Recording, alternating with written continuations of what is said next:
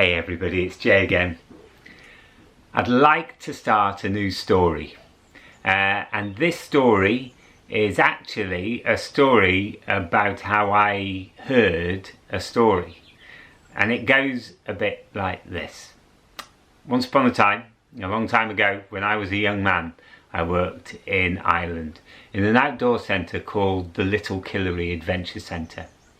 And that centre was built at the bottom of a deep wooded valley overlooking a deep bay that stretched out to the cliffs and then the Atlantic Sea.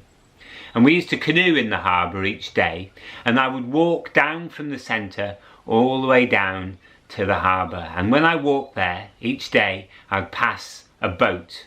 Now it was an Irish boat they called the currach, sort of like a big canoe really, made with wooden ribs and covered with cloth and then painted with tar. And this boat was in a hell of a state. There were holes all over it and rips, and the paint was falling off. And sitting next to the boat there was an old man. I've never seen such an old man. Beard stretching right the way down to his waist, long grey scraggly hair, lines on his face like rivers on mountainsides, and miserable. So miserable. He looked so broken and so sad. Anyway, as you do, you just walk past people like that. You don't look at them, you don't want to talk to them, you just walk straight past. And I did this day after day after day. And then one day on my way down, I was thinking about the boat, and I was thinking about this old fella, and I thought, do you know what? This is really bad of me. I need to talk to the fella. I need to see if he's okay. I need just to, have a chat, because we should really, shouldn't we? We shouldn't just walk past, although obviously that's what we usually do. And so I plucked up loads of courage, and I went over to him and I said, "Hey, old fella, what's wrong with you then?" And he looked up at me. And he went, "Oh," now you guys, sorry, forgive me, I might do an Irish accent, but it's absolutely useless, but I can't help it. It's in my head, see, this old fella's still in here, so I'm gonna have to go for it. So there he was. Oh, young man, you see, I've paddled this boat out to the ocean to go fishing all my life, man and boy, and now, young man, I'm too old to pull the oars, you see. I'm too old to pull the oars, and it's breaking me heart, it is. It's breaking me heart." And I said to him, "Oh, old fella, that's terrible, old fella." And with that, I went to work. And in the middle of the day, I suddenly had this idea. I suddenly thought to myself, listen, I could row the boat for him. We could go out fishing, couldn't we? And that'd be brilliant.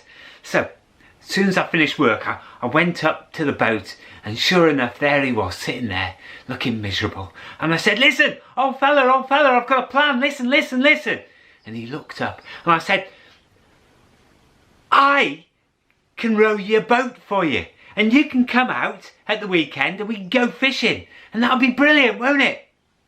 And then suddenly, you guys, he looked up at me, and I noticed that his eyes were young. His eyes were sparkling blue, deep blue. Eyes that you could drown in, eyes that you could swim in. And he looked at me and he said, "Oh, young fella, would you do that for me?" And I was like, yeah, of course I would, I'd love to. We'll do it on the weekend, on Saturday, all right? And so I went home. And the next day I came, the boat was the right way up and up on logs, and the old fellow was painting it and fixing the holes, and I swear he looked 20 years younger. And we waved and passed the time of day, and I went to work and I came back, and the week went by, and then on Saturday morning I came down to the beach, and the boat was right the way down by the edge of the water, and there he was, the old fella, ready to go. And we pushed the boat out, and he sat in the front, and I took the oars and I started rowing the boat out to sea, and we rowed right out to the bay, and then we got to the cliffs, and then the first big Atlantic rollers went under the hull of the boat, and then and amazing things started to happen. He started telling me stories.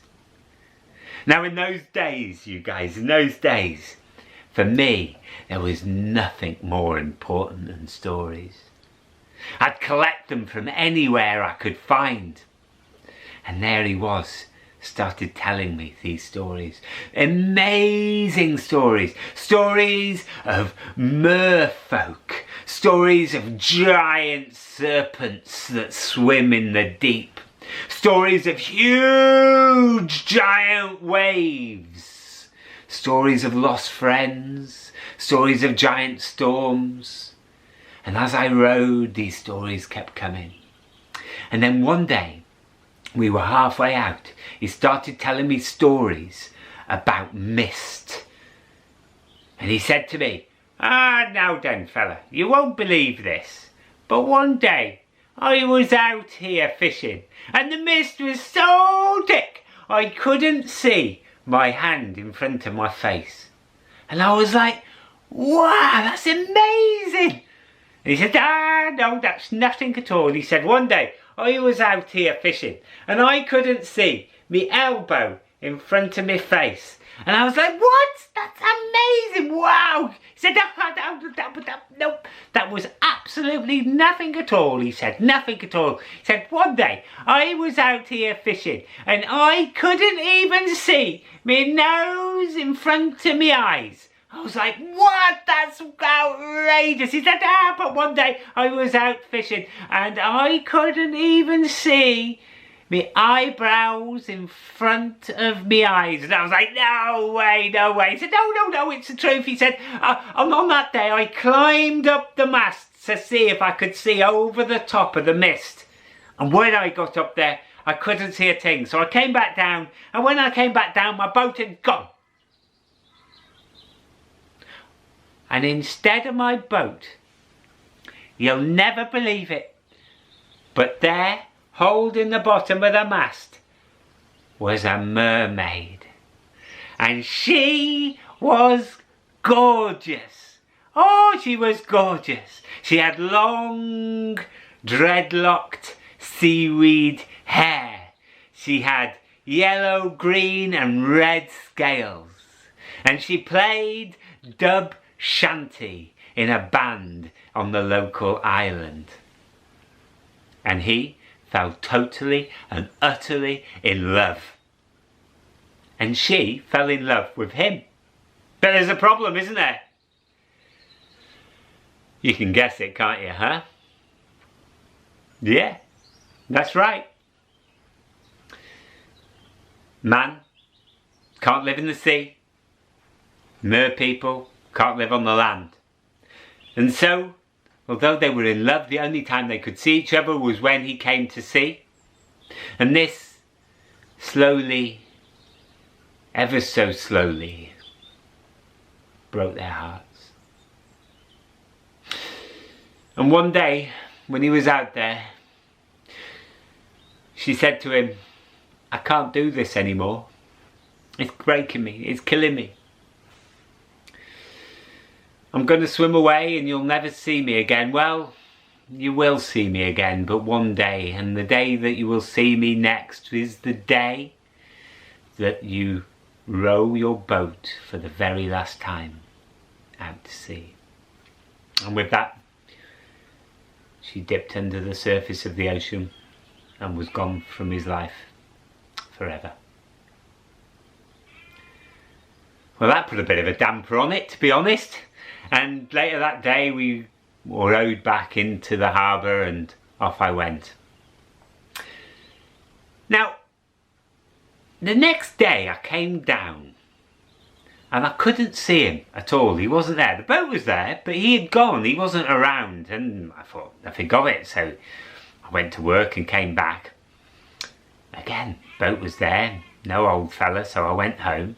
And the next morning I came, the boat had gone as well.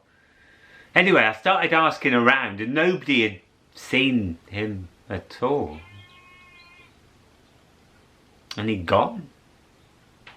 He'd rowed that boat for the very last time out to sea. To be with his mermaid and his true love. Now, in Ireland, when people die, it's very sad. It's as sad as anywhere else when people die. But after the funeral, they have a wake, a party. And in that party, I drank just a little bit, mind, not too much, but just a little bit too much whiskey.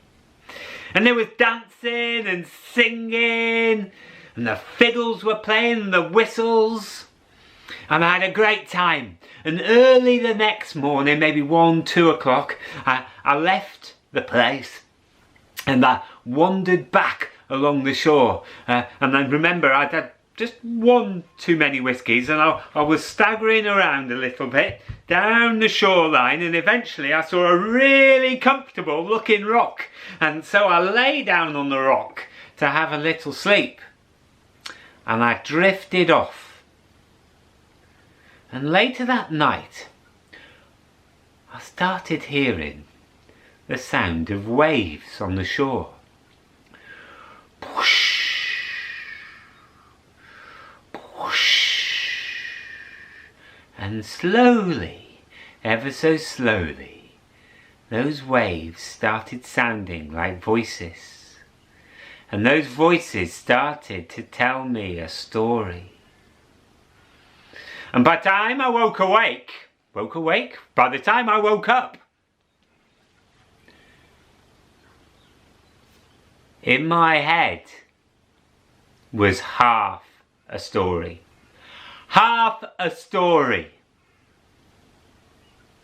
And I'm convinced it was the old fella telling me his last story, but playing a trick, just telling me half a story. Now, many years later, I learnt the other half. But that's the next part. Take care, everybody. See you soon.